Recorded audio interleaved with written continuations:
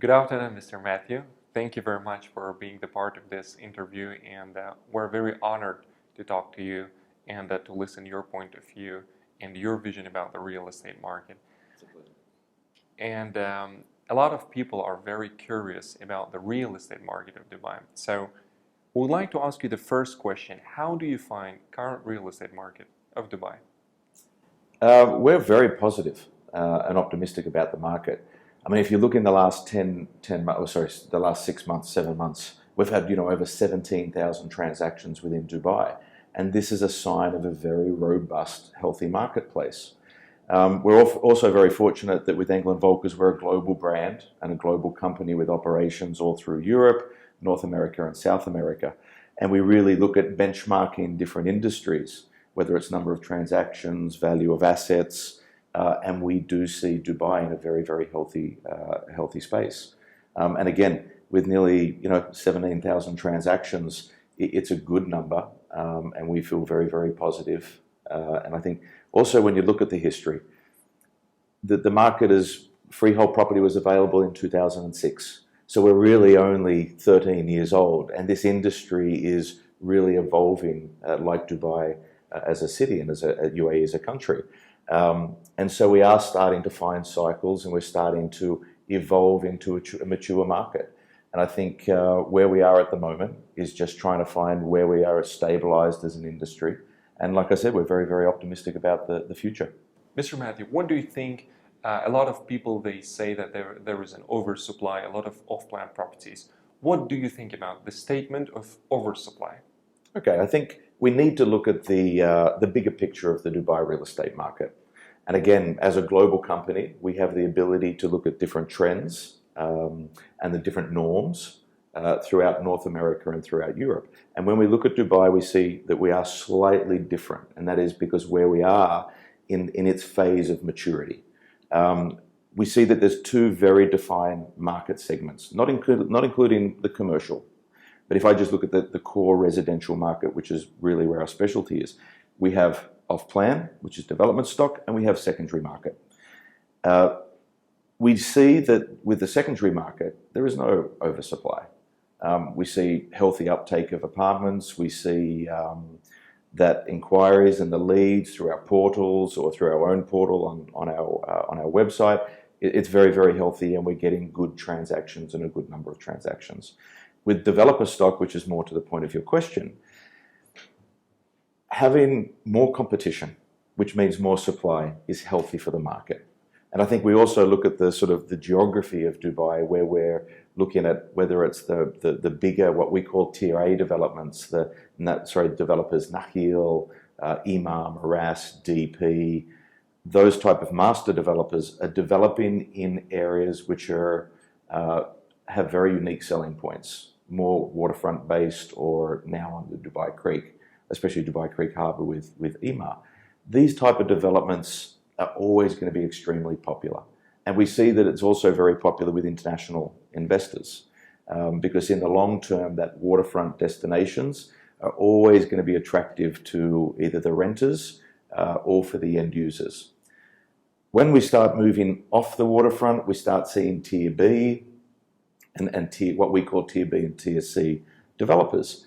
And we are seeing a lot more actually coming to realization. And again, I think this is healthy for the industry. I was talking recently with a colleague when we used to look at Jumeirah Lakes Towers, JLT, on the other side of Sheikh Zayed Road. And I remember sitting here 6-7 years ago thinking, wow, I mean, who's going to live in JLT when Dubai Marina wasn't even full?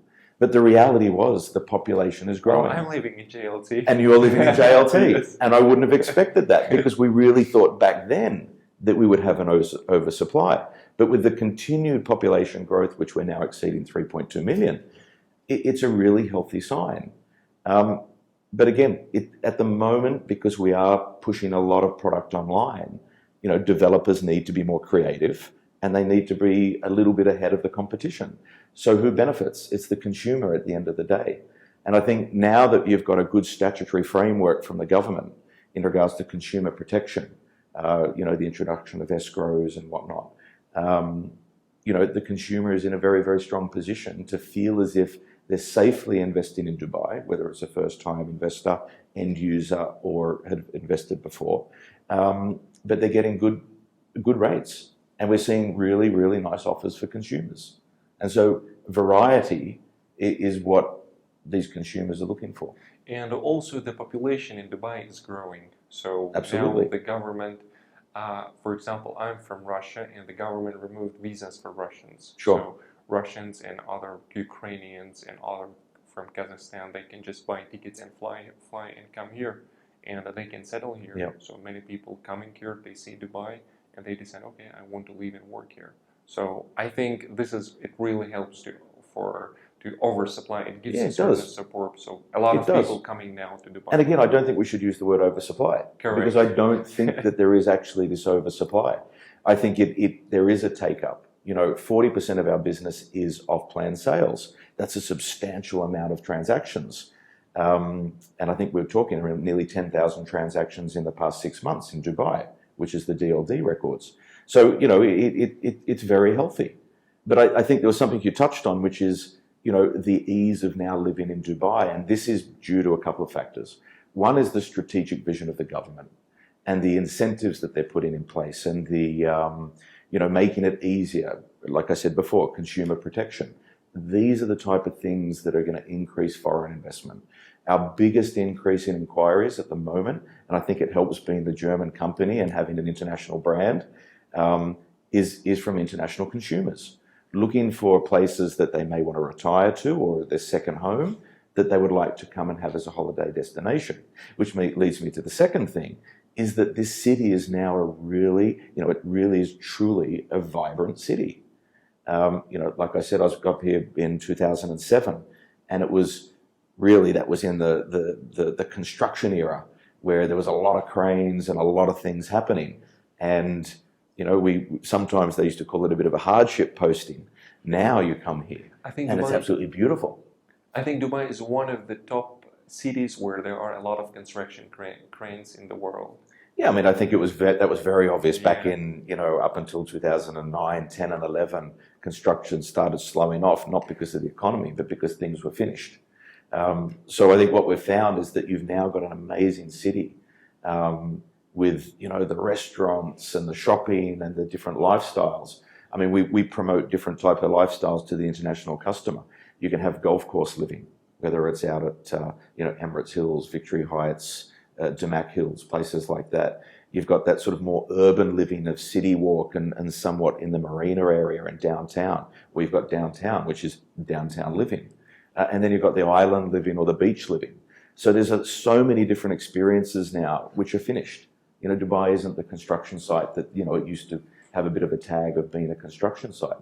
It is now somewhere where you can absolutely have a fantastic quality of life. And what do you think, the Dubai's real estate market right now, on which stage is this? I think it's difficult to say. And again, because we're really only 13 years old as a real estate industry, because of when the decree was passed for foreigners to invest in freehold property. So I think it is very, very difficult to say. I think there are many experts that have tried to sort of use the clock or use a curve to say, we're in this phase, or this phase. And I think the real reality of it is not all of us know.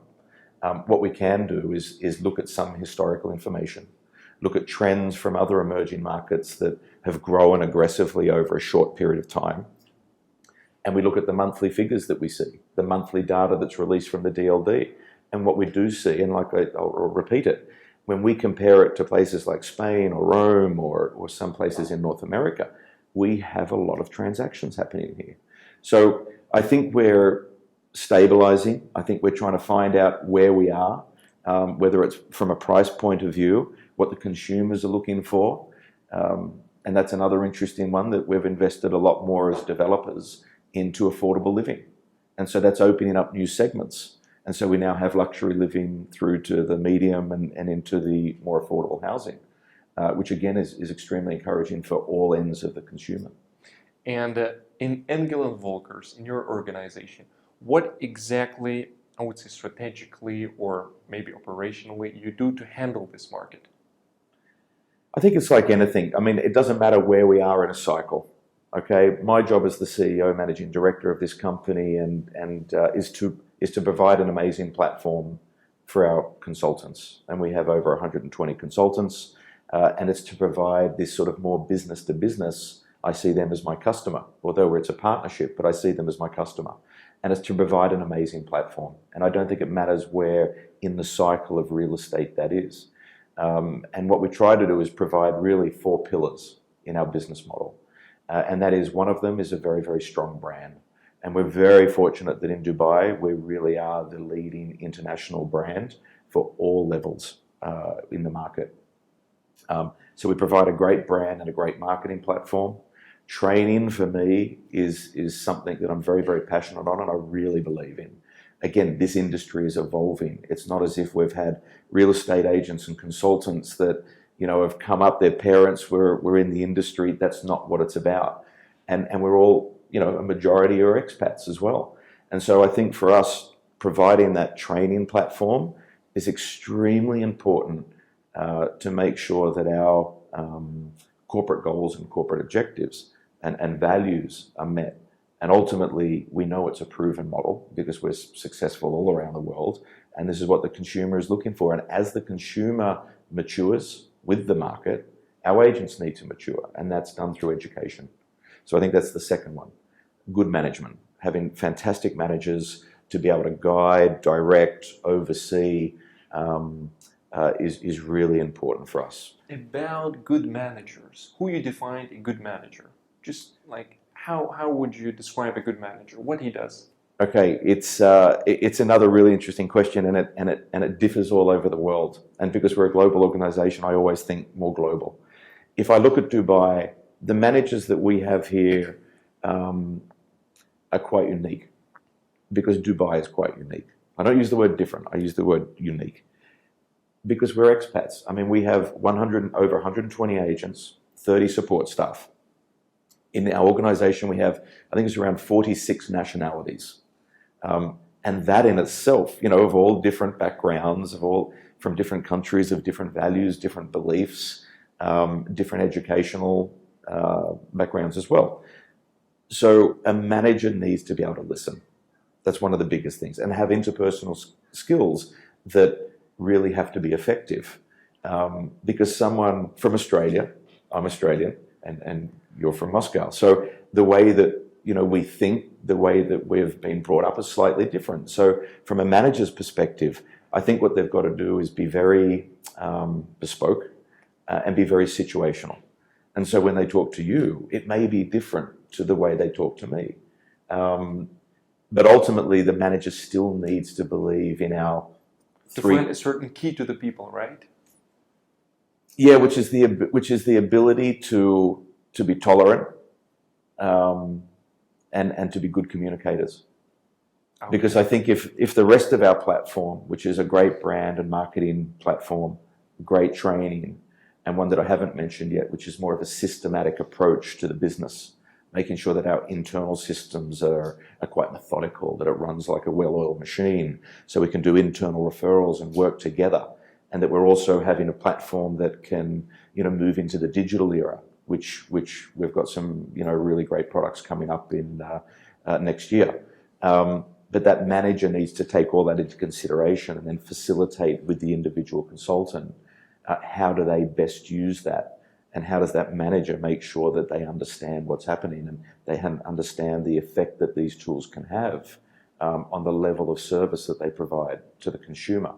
And we place a lot of emphasis on that customer journey from the minute that they see our listings on a portal, or they call us direct, or they see our signboards, through to a closing. That customer journey needs to be impeccable. And I think this is where there's a bit of a white space in the market at the moment. And this is where we're really setting ourselves for long-term sustainability in the marketplace. But you're right, the managers are key for it. Absolutely. Mr. Matthew, as Engel & Volkers, as the international brand, what do you think? What are the main key 3 words that describes best Engel & Volkers? Exclusivity, competence, and passion. I think they're the 3 that really sum us up to, and it's really been the backbone of our corporate ethics and the goals and objectives globally. And like I said, we're one of the largest real estate providers in the world. We're now in Dubai, and I think those are the 3 words that apply anywhere in the world. And I think if we can be true to the brand, which we are, provide that platform with the ethos of those 3 words, then we've got an extremely sustainable business model for Dubai. Okay, and you have more than 120 agents. It's a huge number. What was the efficient strategy that you used in this real estate market? I think it goes back to the platform, which are the 4 pillars, which is the branding, the marketing, the training, strong management, and a systematic approach. But really what underlines it all is also area specialization. Mm-hmm. Our agents need to be specialized. When a consumer calls for an apartment in Dubai Marina or at Burj Khalifa or a villa at Arabian Ranches or the new Dubai Hills, we want them to be speaking to a consultant that can provide options and that can provide knowledge to the consumer. And it goes back to that customer journey. When you call up as a consumer and you need to put yourself in the consumer's pockets, shoes, but that's what they want to hear. They want to be able to understand what their options are. They want to understand that the person on the other end of the phone or that they're talking to having a coffee understands the product that they're about to sell. And I think a home, and again, because most of us are expats now, whether it's you're buying or whether you're renting, I still think a home in Dubai is really, really important because it really is the nucleus for your family if you've got a family. Or it's the lifestyle you want to live if it's just with your partner, if it's just by yourself. So I think making sure that someone gets the right home in Dubai is really critical to their overall journey and experience in Dubai. So I think it's that area specialization, and that goes the same with, like I said, 40% of our business is off plan. And so when someone picks up the phone, and it's typically an investor that's on the other end, we want to make sure that our consultants have the ability to give them many, many options. And it could be the new development up in Victory Heights that has 7-year post-handover payment plans because they want to be on a golf course type living environment. And then you need to be able to sort of do the right pre-qualification questions to understand really what is the motive. If it's a high ROI, or if it's something that they may want to live in, then we need to make sure that we're true consultants, not just selling what we want to sell, but selling what they want. About off-plan, was Engel & Volkers always into off-plan since they came in Dubai real estate market, or is this something which you explored recently? No, I think it again, nearly all business models, and I think all the other real estate companies would probably be the same, although there's not as many that probably have a 50-50 as in 50 secondary, 50 primary. But I think as the market evolved, really what it was back then, it was predominantly, let's say 80-90% of the sales were done in secondary. In off-plan. In off-plan. In Engel & Volkers. No, I'm just talking about in the market, okay. In the market in general. Because that's where the market was. We didn't have the palm. It was you had to buy it off plan. Yes. Even back in the Arabian Ranches day, it didn't exist. The springs didn't exist. So I think it was by default something that we did focus on. Okay. But our core focus and what we really believe in the sustainable business model, and this is again globally where our strength is in the secondary market. Well, I'm saying because I know a lot of owners of the real estate companies, and there are really great brands well known in the company, well known in the market, and they have certain challenges entering the off-plan market. They are very well known in the real estate market. They are giants in the secondary market. But to enter off-plan, it's really challenging for them. Look, I think it's a different product. And if you look at retail, if you're a coffee shop and then all of a sudden want to sell cars, it's going to be difficult. right? And they are two very different markets. And I think the skill set of a consultant is very different. And we have two very different strategies. And like I said, it's a bit like commercial, because we do a significant amount of commercial. I mean, commercial, off-plan, and primary is three different business models with three different strategies, with three different type of agencies, with different type of agents. So I think for some that are quite hardcore focused on the secondary market, that to migrate into off-plan as well, it can be quite challenging. And for these companies, just as an advice from your side as CEO of Engel & Volkers, what would you advise to these companies who are willing to enter off-plan market?